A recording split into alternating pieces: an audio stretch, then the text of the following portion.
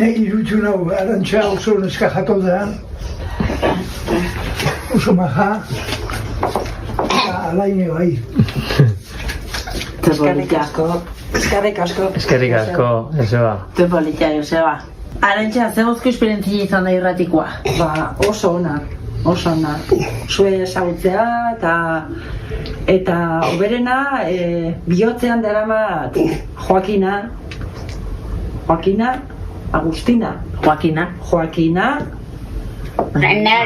eske izenakin eta Joseba.